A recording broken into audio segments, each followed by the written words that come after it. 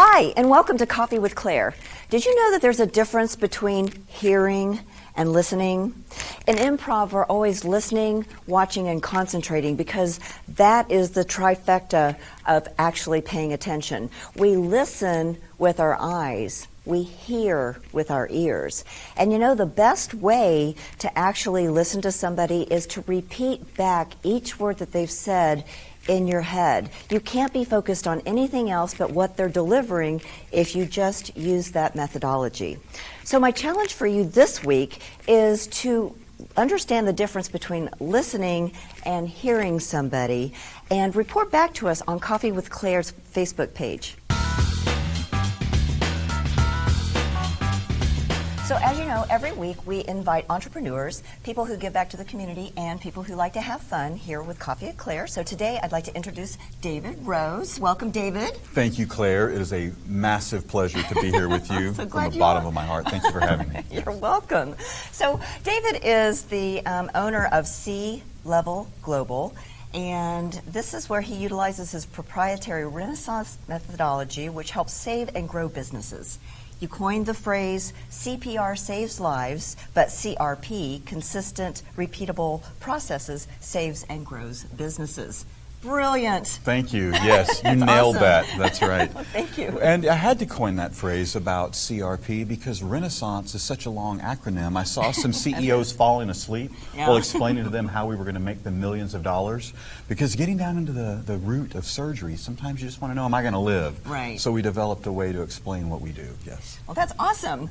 Well, you didn't start out as the CEO of your organization. So how did you get your start in business? Start in business, Yeah. you say? Well, that goes back a little bit. The cliche, as we always hear, I started delivering papers at a young age. Mine is a bit different. It's got the young age involved, no doubt about it. But right around the age of 5 and 6 years old, I was lucky. My father, who, God rest his soul, was a fantastic entrepreneur, wonderful mentor, gave me an invitation right about the age of 5.5 years old. And he said, young David, if you would like to go to work with me tomorrow on Saturday, all you got to do is be ready to go at 5 a.m. and be by the door, and we can go to work together. And by the way, you don't get paid, but you get breakfast and lunch. Ooh, so that was we'll work for food. We'll work for food. So hence really began, in all seriousness, a training around adults. Taking a child and putting them around an adults in a Texaco gas station, putting them around adults of all walks of life coming and going. And this is a time, giving age away a little bit, where the cash register didn't necessarily tell you how much change to make. So you had to learn math, which I do appreciate a good math equation. But that was my start in business. So you started out going to work with your dad, and then eventually, I imagine, he kind of let you run the business on your own a little bit. You know, maybe he might be looking over it, but you got a sense of entrepreneurship, before you ever even opened your business. So how did that help you kind of make that transition from that role into what you're doing now? What did you learn from that experience? You know, a lot. And I got to tell you, I think, and I lecture in colleges from time to time, albeit a few colleges coming up. And this is the area where I think students and our youth and mentoring and parenting can come into play. Probably the most beneficial is by opening up our the work that we do to our children and bringing them involved. And so, having that kind of exposure and having that bridge me into what I enjoyed in life, it gave me an early start to start thinking like an entrepreneur, start acting like one, with a lemonade stand, with a candy stand also in the summers inside of some gas stations. Oh, that's cool. And that really led into that spirit, that mentality to take risk and venture out.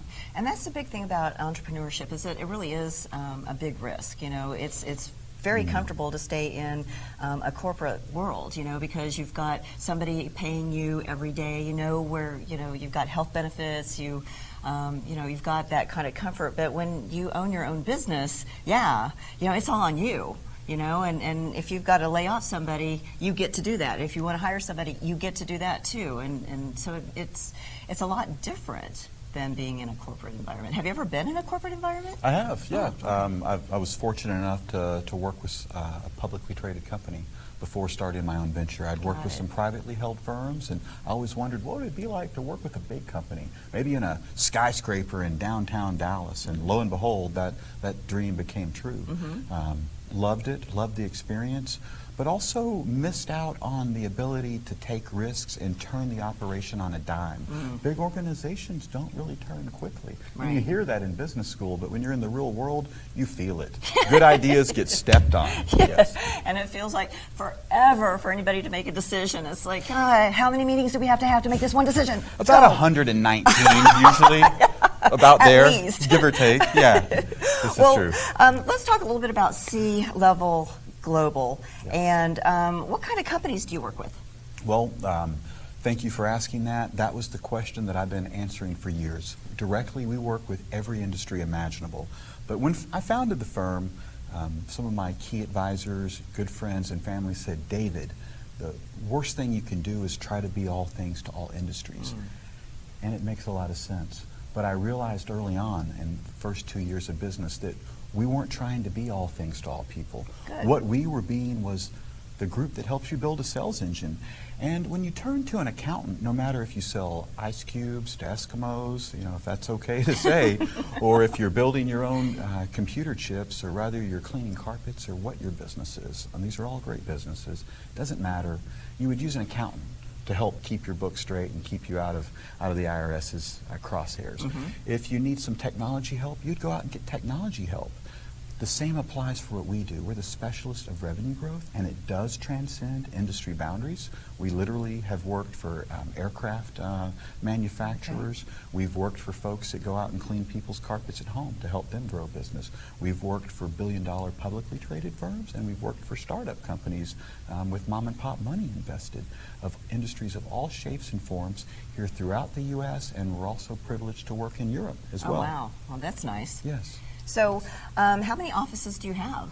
We have 2 offices. Okay. We're based in Plano, our U.S. headquarters for C-Level Global, and we're also based in London, right by the London Tower Bridge, an impeccable, incredible view. Oh, I bet. Same amount of space. The rent, though, is still double the price if you want to be in near that particular Plano, vicinity. London, But, it kind of makes sense. quite worth it, though, Claire. The market there throughout Europe is a great place to be right now.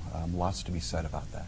And when you're training sales in Europe, is there a different approach since, you know, they're all the way across that pond that we hear about, or is it pretty much the same approach whether you're here, there, yonder? So the approach, all the key questions you zero in on, literally, that is the question. How do we approach that before anyone ever hires us or engages us overseas? That's the question they ask. How are you going to change your approach for an American-based company? And one, we remind them, well, the people that will be working on the project are going to be from all different parts of Europe, so that cultural piece is really overcome.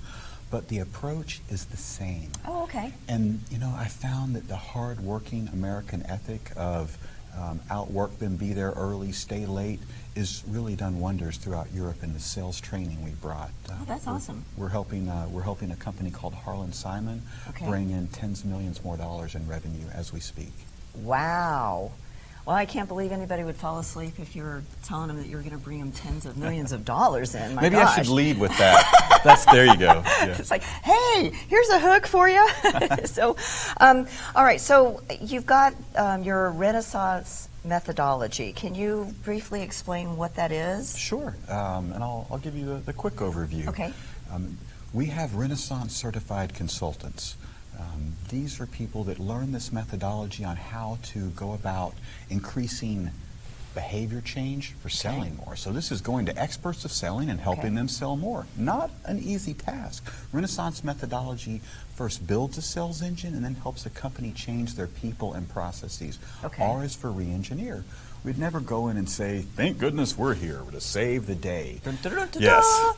Doesn't go over well. Your little Superman cape behind Sure. you. I can see that, actually. Sure, yeah, we've got that, but we keep it in the closet. Oh, sure. darn. Okay. Couldn't wear Next it today. show. Yeah, next show, perhaps. But, you know, we say we're going to re-engineer a great plan you've got going. We're not here to tell you how silly you are. We're here to tell you how great you are and what we can do to improve it. So that's why in Renaissance it starts with re-engineer. Energize the people. Nominate the champions. Apply an integrated selling service. Accelerate the plan. Negate the barriers. Communicate. We set up a vertical communication process which keeps people rolling on what we're doing and gets results. Since Okay. communication, I'm told by everyone, usually the number one problem they need to solve. So the C Yeah. in Renaissance is communication, and ultimately the E is evolve, which is where we set up metrics. People are on individual metrics for their mission critical best. These are built into dashboards which everyone can see. A natural, healthy competitiveness is spurred. Okay. And there's complete transparency. People want to be the best, and when you give them the chance to be the best and show them that they can be Right. rewarded for it, it all comes together. And that's what Renaissance builds. It's a complicated matter to install, but we're experts at it, and we can do it in generally 12 to 18 months. Oh, wow, that's amazing. Yeah, it is. So when people are first approached with this, are they intimidated at all? Because it sounds like it might kind of be a little scary because, you know, here I am, the expert, and you're going to tell me how to do something even better? Did you mean intimidating, or did you mean boring? Because sometimes, as I mentioned, a CEO who it's his or her job to grow the company could nod off a wee bit. And they're not doing anything wrong, but this is getting down in the mud, the trenches, if you will. Down and dirty. It is. It really is. Yeah. And so, bearing that in mind, you know, what we do, what we ultimately bring is a message that has to go to the CEO. We have to talk to the CEO, and that audience generally can understand what we're saying, but sometimes it's a little disconnected because they're running all the pulse beats of the organization, not just the sales engine, the heart, which brings money in, which we're going to be the surgeon of. So we get their attention there, but some of what we talk about, quite frankly, needs to have some of their people involved. And after we develop a relationship with the CEO, and if it makes sense, then we'll have a further conversation. Our organization, we put skin in the game, as we call it. We believe in what we say. So we'll spend 2, 3, 4 meetings at times helping build the plan on our dime. Awesome. So can you share a story about how Renaissance has helped, the methodology of Renaissance has helped a company grow? Or Yes, I would love to. Okay.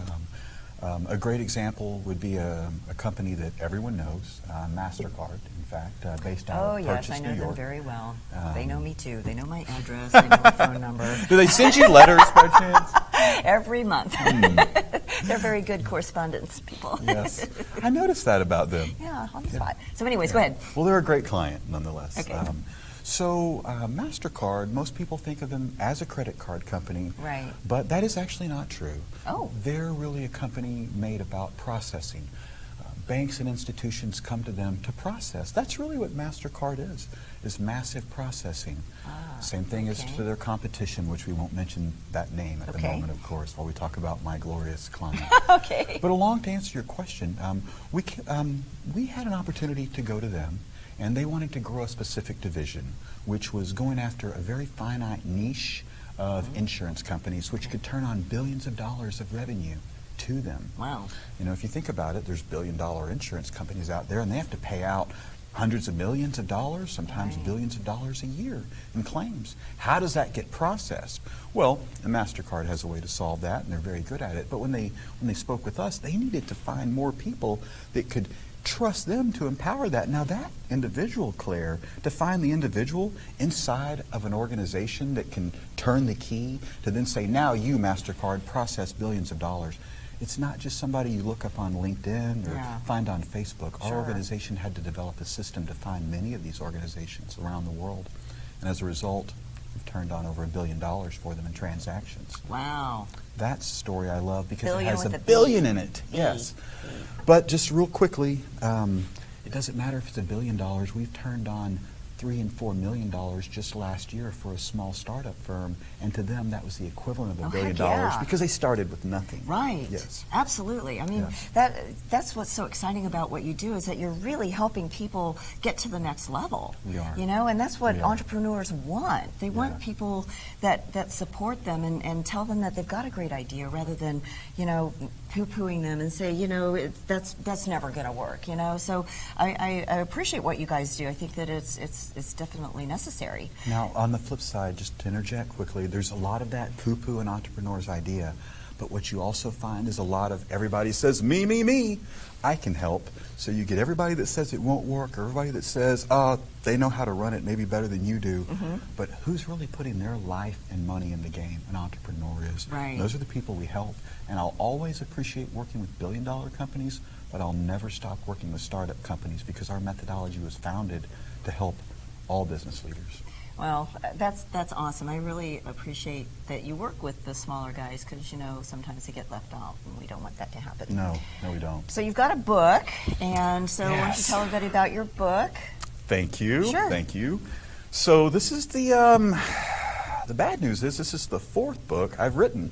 Why the is good that bad? news is, well, because it's the first book I'm ever going to publish. Oh, okay. Well. But someday, perhaps those other 3 books, which are manuscripts to the Renaissance methodology, our theory of accelerants, and the CRP, consistent repeatable processes, those we sell projects on. I've never published, but this book was a calling. Okay. Sounds, something that an author would say to market their book. I had a calling to publish this book. The other books we make millions of dollars in revenue on, and I'm very thankful for that. But this book, I feel, is helpful for every man, woman, and child on this earth. 10 years ago, a little over 10 years ago, I was going to be speaking, and I said, what do you want me to speak about? Okay. It's always a good thing to know. It's good, because believe me, I can come in with some crazy topics. Another show? Okay. Another show. And, well, they answered rejection, because it's an executive audience, and they're involved in rejection and selling, and it'll be great. Sure. Well, now, 10 years ago, of course, the internet was around, but I also went to the library because I was hitting roadblock after roadblock to find one simple answer, Claire. How many categories of rejection are there? So how many are there? When you ask a room, you hear crickets after. Nobody knows. No one knows. Well, I mean, it feels like every time you're rejected, it's another stab in your heart. So, I mean, how many Doesn't times it? can you do that? Personal, Yeah. business, rejection, it's coming at you in Right, all the every time. direction. Yes. And having said that, the research will tell us that it's true. There are thousands of ways to be told no. Any language, any country, for anything imaginable, business, personal, what have you. There's 15 categories. 15. 1 5. Okay, 15 so everything categories. fits into the 15, okay? There and so is. this is called the Overcoming the 15 Categories of Rejection. It Master is, how yes. to turn no to yes. Yes. Awesome. Yes. All right. Well, David, tell everybody how they can find you and when they can get your book. Well, I'm a pretty accessible person, and folks that would like to contact me will get results. Oh, good. They will get results. I love talking to people about overcoming rejection. We're taking stories right now. We just sent out a. You need rejection stories? We do. We sent a letter out to Call me. 30,000 people. I have Claire, thousands. we'll get that story. Front page, a cover page. But we did ask 30,000 people recently, and we got a massive response of over 375 stories of people's rejection in both personal life and business. It's a sequel we want to the book of pulling people's stories together. But as far as contacting me, clevelglobal.com, Okay. and there I am. clevelglobal.com, David Rose. Well, thank you, David, for being here today. We really appreciate it. Thank you, Claire. I really appreciate being here. It's wonderful being on your show. Thank you. Welcome. So today, the improv game we're going to play is called Dr. Know-It-All. Dr. Know-It-All is represented by me, Ellen, and David. And Dr. Know-It-All is the smartest person in the entire world, and he can answer any question that's been burning in your heart that you want to know. And the trick is that we are going to be answering this question one word at a time. So we're going to be going with group mind. So what is a question that our audience has for Dr. Know-It-All today? How come you drive on parkways but park in driveways? How come you park on what? Wait, how Say it come you again. drive on parkways? Why do Why you do you park on driveways and drive on parkways? Why do you park on driveways and drive on parkways? Okay, you got it? Yes. The Reason This is true, is because we love, to make silly, rules. period. All right, so that's why we park on driveways and we drive on parkways. All right, what's the next question for us? Yes. What does love mean? Did I hear that one? What does love mean? All right. Love? An easy one. Yes, I know, right? All right. Love? Means Absolutely. Nothing. to, Most. People? but Then again, We, must. reach. our. Destiny. Period. All right, very good. All right, so our next question is, Why is the world round? why is the world round, Dr. Know-It-All? All right. The World Really, is not as round as some people might think because it is more rectangular in form than certain teachers. would. admit. Period. There you go. Are you all getting that? When it comes through, it tickles. Yes, When I get the message. it's called his group mind. It tickles. It's like, well, see, that's what Ellen does. She has little tentacles in her head that she kind of touches us with. So, Yes. All right, well, one more question. One more question. It'll be the last question for Dr. Know-It-All. Okay. A good one. Well, they've all been a hard good. one, though. I mean, something that we don't have to just, barely think well, about. we are Let's the stretch the we are brain. the smartest person in the world. Yes. So, Why are giraffes' necks long? why are giraffes' necks long? Okay. The Giraffes That are necked tide, are very elusive to this region, and so eating, them would, taste, delicious. but we, Don't do that, because it really, would be. severely. depressing. However, Giraffes Do love eating their leaves with mayonnaise. period. You And did there you not, have it, folks. you did not know that, but it's true. Who knew, right? Yes, Dr. exactly. Know-It-All, thank you for your Yes. time today. Thank you. Thank you so much. Here we are with Coffee with Claire. Thanks so much for watching. Thank you for having me, Claire. All right, so we're all so busy. How do you balance fun with responsibility at work? Sometimes it's hard, but when you get to kind of integrate both passion and work at the same time, it can be very fun in itself. So I try to balance it by having a little bit of fun within the work that I do. So what are some of the fun things about growing your business?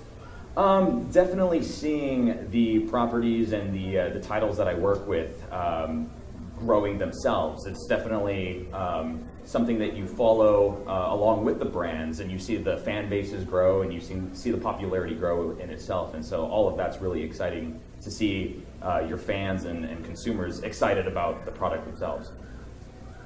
So how do you encourage others in their life to have fun? Just do what you love, honestly. Somebody who wanted to be an artist and an actor, those are some things that you kind of have to just go for. And I would definitely encourage anyone who has a passion or a dream to just pursue it, You'll get there. You just keep trying. So what advice could you give someone that might be struggling right now as to how to keep it fun? Make it fun for yourself. I think a lot of people are held under such tight scrutiny under performing and having to meet some kind of standard. And when you really allow yourself the freedom to enjoy what you do, then it really just becomes fun in itself. You don't have to try so hard. Things just kind of happen in a way that you really enjoy, and you'll find yourself enjoying your days, your work days, and life in general just a little bit more, I think. So tell us a little bit about your business. Yes, Funimation Entertainment. We market anime, which is a Japanese animation, to American audiences, and it's really fun because I know myself, I'm very passionate about animation and cartoons and things like that, and getting to be around it constantly is really fun. I feel like a big kid at work all the time. So if you had a happy dance or a happy stance, what would that look like? Something like that. Like that? I don't know. So your challenge this week is to remember the difference between listening and hearing, and focus on that listening part where you're listening, you're watching, you're concentrating, you're really bringing in and being fully present to what your speaker is saying to you. Follow us on our Facebook page at Coffee with Claire, and remember to follow the fun. See you next time.